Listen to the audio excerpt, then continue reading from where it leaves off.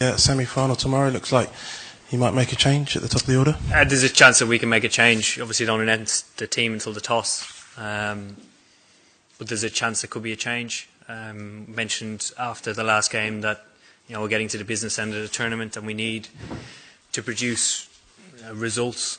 So it's important that we get our best, what we feel is our best 11 to win the tournament out tomorrow in order to win the game. Just watching the entirety of training, Jason didn't really take part, and obviously Johnny took a full part, so probably not rocket science to work out what might happen. If Johnny does come in, just what would he add to the side? What do you think his qualities are that you think might be really useful here? Johnny's qualities are that he's a fantastic batsman. I think his best attribute, certainly in white ball cricket over the last year and a half, has been his relentless attitude to score runs regardless of the situation. When you've guys sitting on the sideline, they can get a little bit upset and that can affect their performance when the actual chance comes along, but that doesn't seem to affect Johnny. One innings he did play for us, which won us the series, was against New Zealand in the sort of match-winning knock up at Durham last year, or 2 years ago. And that sort of sums him up. He came from playing in Yorkshire to coming straight into the squad, having played no part in the series, and came in and produced a match-winning knock. So I think his all-round ability is as good as we have in the squad. But like I've mentioned before, it's a very difficult team to get into, and you've just got to wait for that chance. And just finally from me, you got full confidence in Johnny opening the innings? He's not opened for England in a one-day before, but obviously he's done it for Yorkshire to great success. I'd have no worries if he has to open the batting. I certainly believe we're in a good position at the moment as a batting unit, and if Johnny does get the opportunity, I'm sure he'll take it with both hands. John, yeah. Obviously, selections are fluid and so on, but before the tournament you did say that Jason Roy would play in every game regardless of how he did. What's made you change your mind? Who says I've changed my mind? Okay, what's made you consider changing your mind? I back all my players. I see the best in them, and I believe in them a huge amount. And every one of the selectors does, every one of the backroom staff does, and the players, obviously. Getting to this stage of the tournament, we need results, and if that means somebody misses out, it's unfortunate. But for the team's sake, we need to get results. We want to win this tournament. Eoin, obviously there's been a well-known policy that you keep faith with players even if they're a little bit out of form. If there is a change tomorrow, would that signal a move away from that policy going forward? No, absolutely not. We have kept the same policy for 2 years now. If somebody does get left out, they're not going to be far from our plans. They're certainly going to be in the same group of players gearing towards the 2019 World Cup.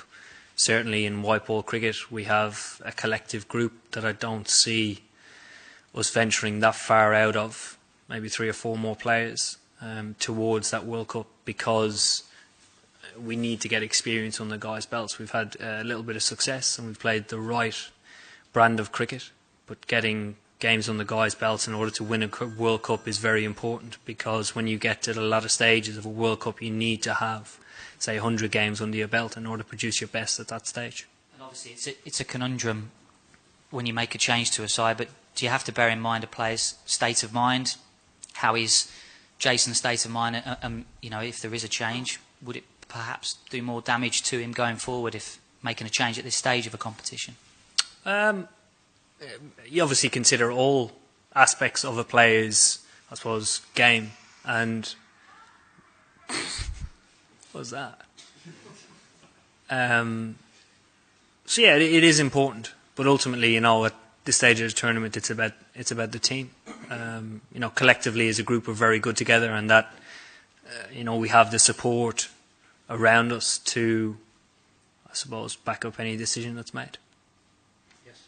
Eoin, what do you make of the Pakistan bowling attack, and do you have any specific plans to counter the spin? The spinners have done really well in the tournament. Pakistan have a very strong bowling lineup. I suppose they have variation, but certainly we do have plans. against all of them. We've had plans for since the last series that we played against them. Last 2 series, home and away. So yeah. And, the way Pakistan managed to come back in this tournament after losing to India in the first match, then they defeated South Africa, the world #1 team, then they defeated Sri Lanka yesterday. So how do you rate them as an opponent? And last time when Pakistan played you at this venue, Pakistan chased over 300 and won the match. So does this make any impact on tomorrow? I think the impact of that series was 4-1. Obviously the result that came here was disappointing for us. I didn't think we performed well that day. Pakistan outplayed us. They're obviously on their day can beat any team in the world, and you've just sort of touched on it. They have the ability to beat the #1 ranked side, and on their day they're very dangerous. A lot of what we do well is about focusing on ourselves. Yes, sir. Eoin, what have you made of Cardiff being one of the host venues, and are you happy to be at the semi-final, given there are some reports of might be some empty seats tomorrow? Cardiff's always been a very good venue for us. The last game we had great support with a full house, and everybody seems to get right behind us. So yeah, hopefully I think tomorrow is sold out as well. Where is the empty seats? We'll see tomorrow. Okay. I've been told it's a full house, so I don't know. It's sold out. I think a lot of the tickets have been bought by Indian supporters. All right. So they're wondering if they're going to turn up. That's all. Sell them on. That's what they're trying to do. All right. Eoin, it will be a used pitch tomorrow. They used each of these pitches once in the tournament. Would you have preferred a fresh pitch for a semi-final, or are you comfortable with a used wicket? We're comfortable with a used wicket, but the nature of this tournament is that the further the tournament goes on, the more you play on used pitches. We've come up against it before. We've raised it before the tournament started with the team. The challenges that we might have to come up against, and it is one of them. I think the wicket that we played against New Zealand was as good as a used pitch. The grass was shaved off it, and it was quite challenging. But such is the nature of a hard tournament. You have to come up against different conditions. It's been disappointing for Johnny up till now not to be picked. Obviously, how has he reacted to that, not being in the team? And do you think he'll be in a good frame of mind if he does get the nod tomorrow? I think every time Johnny gets a chance, he's been in a great frame of mind. He's never been, probably in 2 games he's been in a position where he's batted and enjoyed batting in that position. But every other time he's come in batting in out of position. And for me, I think that's a challenge within itself, but he seems to take it in his stride, and I wouldn't see any problem if he came in tomorrow. Oh, and obviously the batting's been quite dynamic for 2 years now, but you've always maintained along the way that the way that you're going to play, the way you're going to attack, is that there are going to be horror shows along the way. But we're now in, knockout stage of the tournament. What are the messages you're now giving to the players to try and prevent them either tightening up or going too hard either way? I think it's been reassuring that we've got to the semi-final by playing in our own way, and the game here against New Zealand wasn't exactly crash bang wallop. Looking back on it, we did probably get to a par score and felt as if we fell short.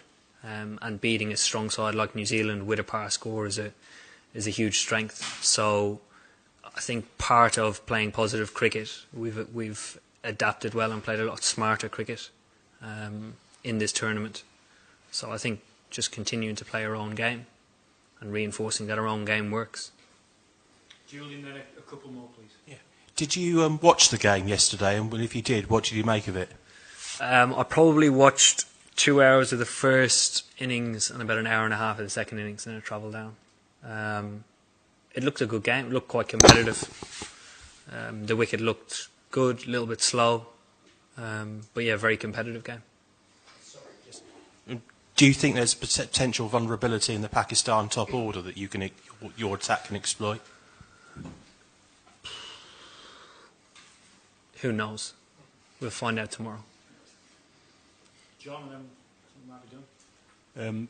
3 wins out of 3, the only team with a 100% record on the tournament. 2 more wins and England will win a global 50 event for the first time. I mean, you must be hugely encouraged at the way the team is going. I'm very encouraged by the way we've played so far. Part of playing the way we have before we came into the tournament was obviously trying to produce it in what is a very tough tournament, and tournament you need to start really well in, and I think we've started brilliantly. So I hope we've not played our best cricket yet. I hope we play tomorrow and hopefully get through, but firmly focused on tomorrow. Last one from Paul. I mean, chasing seems to be a big thing these days in modern one-day cricket, but the pitch here against New Zealand seemed to get a bit worse as the match went on. Would that affect your thinking tomorrow if you won the toss? I'd rather lose the toss, I think, Paul. I'm not sure. Honestly, not sure. Because it's a used wicket, because it's an early start, throws up different factors. If the weather's as good as it's supposed to be, I'm not sure. We'll have to turn up tomorrow and see how dry the wicket is.